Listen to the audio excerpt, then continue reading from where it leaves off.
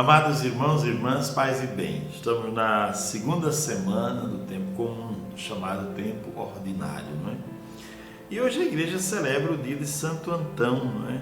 Que é o pai da vida monástica. É importante dizer que Santo Antão nasceu no Egito em 250 e lá faleceu em 356, não é? Quer dizer, viveu mais de 100 anos, não é? Na liturgia diária tem um breve comentário sobre a vida dele. Diz: ainda jovem doou seus bens aos pobres e retirou-se para o deserto, onde iniciou intensa vida de comunhão com Deus. A ele se uniram mais tarde dezenas de discípulos que abraçaram o seu mesmo estilo de vida. É considerado o pai dos monges e de todas as formas de vida religiosa. Muito bem, Santo Antão é um grande exemplo, de fato, né? E tem umas histórias curiosas sobre Santo Antão. Antes de proclamar o Evangelho, eu queria recordar uma delas. Santo Antão, ele tinha o seguinte pensamento. Ele pensou, como um monge é uma pessoa que morreu para o mundo, então onde moram os mortos? No cemitério. E ele disse, eu vou morar no cemitério. Ele foi morar no cemitério. E o cemitério era habitado também, conta a história, por muitos demônios. E aí começou uma batalha entre Santo Antão e os demônios. E uma certa vez os demônios o espancaram tanto que ele foi tido por morto. E aí retiraram Antão do cemitério, levaram para fazer o velório.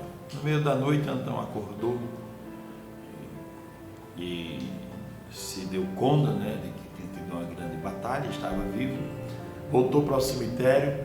E chegando na porta do cemitério, soltou um grito: demônios, Antão chegou. Quer dizer, eu voltei para combatê-los. Em outro combate, é muito interessante contar que Antão foi tão judiado pelos demônios, e ele gritou a Deus no meio daquele combate: Senhor, o Senhor vai me deixar padecer. E veio uma luz muito forte do céu que invadiu o cemitério, e os demônios fugiram. E ele então disse: Senhor, por que o Senhor me permitiu que eu sofresse tanto, que eu apanhasse tanto na mão desses demônios, e só agora o Senhor me aparece? E Deus disse: Antão, você acha que eu estava onde no começo da batalha? Se eu não estivesse com você, você tinha falecido, meu querido. Você tinha perdido o combate. Eu sempre estive ao teu lado. Então é muito interessante a história de Santo Antão. Inclusive a história de Santo Antão tem a ver com a conversão de Santo Agostinho e de muitos outros santos, porque Santo Agostinho, lendo a vida de Antão, ele ficou tocado, profundamente tocado. Ele disse: eu vou me converter também. E a vida de Antão, digamos assim, o seu desejo de servir a Deus tocou muitas pessoas, porque ele foi para o deserto e atrás dele foi uma multidão de gente que queria também servir a Deus. Era uma época em que o cristianismo estava, digamos assim, sendo invadido por muitas pessoas. Nós estamos aqui na época da conversão de Constantino, praticamente. Então tem muita gente entrando no cristianismo, e muitos que estão entrando para agradar o imperador, e estão entrando sem querer cumprir e sem querer viver a vida cristã, entrando por uma espécie de uma moda. E aí Antão se retira e outros se retiram com ele e dizem: agora está impossível viver o cristianismo dentro da cidade de Roma ou nas cidades, porque todos estão vivendo o cristianismo como se fosse uma moda. E de Santo Antão gostaria de lembrar, por fim, uma última história. Antão já estava ficando velho e o demônio sempre vinha tentá-lo em forma de um porquinho. E Antão já estava com quase 100 anos, 80 e tantos anos. E aí o demônio, certa vez, Antão ouviu o demônio dizer: eu vou embora, eu desisto, eu não vou conseguir mesmo vencer esse velho. Todo dia eu tento e ele não cede, ele é muito firme. E aí Antão soltou uma pequena risadinha e disse: olha aí, venci o demônio. Aí o demônio ouviu aquela frase e disse: opa, uma pontinha de orgulho, já dá para começar alguma coisa. Aí voltou, disse a brecha que eu precisava para entrar na vida desse homem. o orgulho. Então, gente, Antão é uma figura fantástica, vale a pena ler, quem tiver acesso, lê a vida de Santo Antão, porque, repito, ela foi fonte de conversão para muitos santos, inclusive Santo Agostinho de Hipona, certo? O evangelho de hoje é Marcos capítulo 2, versículos de 18 a 22. Naquele tempo, os discípulos de João Batista e os fariseus estavam jejuando. Então vieram dizer a Jesus: por que os discípulos de João e os discípulos dos fariseus jejuam e os teus discípulos não jejuam? Jesus respondeu: os convidados de um casamento poderiam por acaso fazer jejum enquanto o noivo está com eles?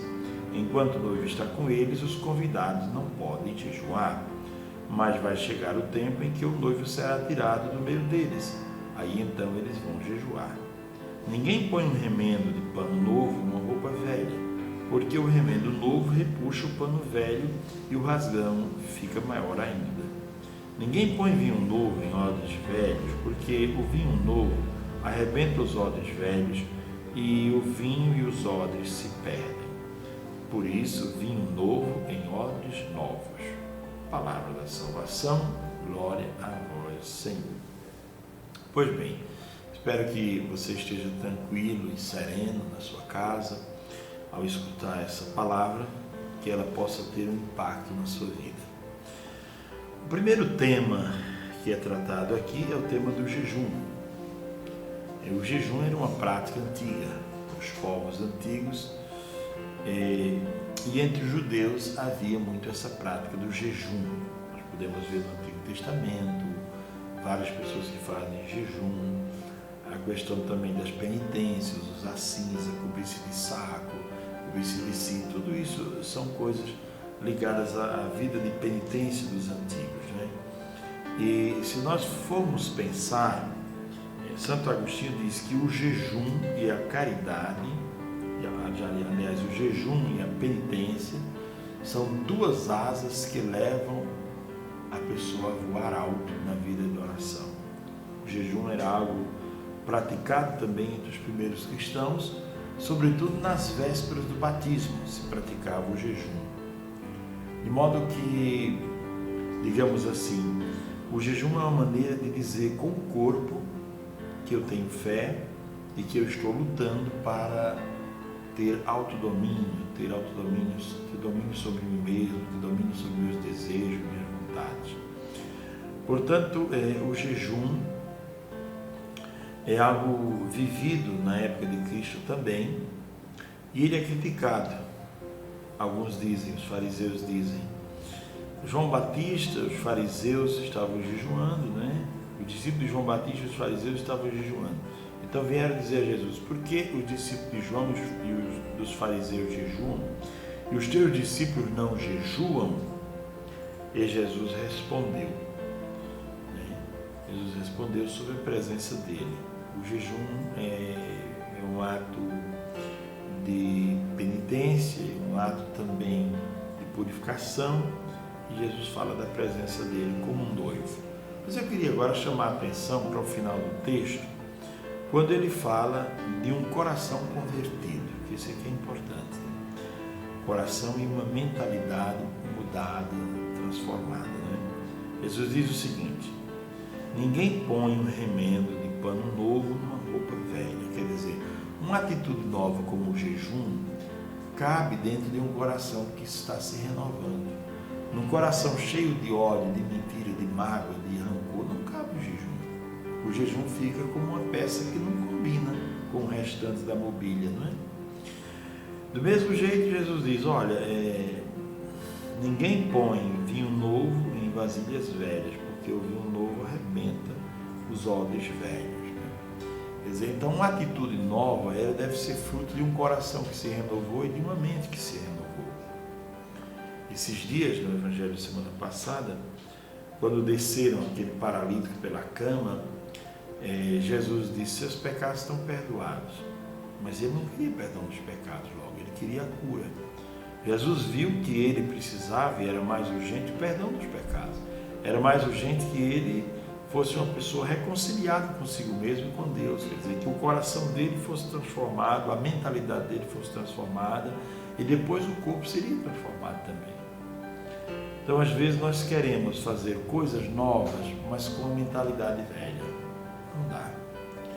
Tem um antigo escritor que diz assim: como é que você quer construir um mundo novo fazendo sempre as mesmas coisas ou repetindo coisas velhas? Portanto, hoje o Evangelho nos ajuda a pensar sobre isso. Jesus está em conflito com estes homens que não têm muito interesse de aplicar e de viver a palavra de Deus, mas o interesse está em viver essas pequenas coisas e escravizar as pessoas a partir dessas pequenas coisas. E Jesus então fala sobre o vinho novo e sobre o pano novo, a roupa nova. Eu desejo a todos a graça de um ótimo dia e que cada um possa pensar sobre o jejum. São João Crisóstomo diz que o verdadeiro jejum não é só o jejum da comida, mas o jejum dos pecados, principalmente, né? E o mesmo São João Crisóstomo diz: de que adianta o homem deixar de comer carne se ele está comendo a carne humana? Ele deixa de comer carne de animais, mas ele está comendo a carne do irmão. Quer dizer, ele está massacrando o próximo, está humilhando, está mentindo, está levantando falso. Então não adianta o jejum que não nasce de um desejo de mudança completa, de um coração verdadeiramente convertido. Desejando a todos um ótimo dia. O Senhor esteja convosco, Ele está no meio de nós. Abençoe-vos Deus Todo-Poderoso, Pai, o Filho e o Espírito Santo. Amém. Uma ótima segunda-feira, uma ótima semana para todos.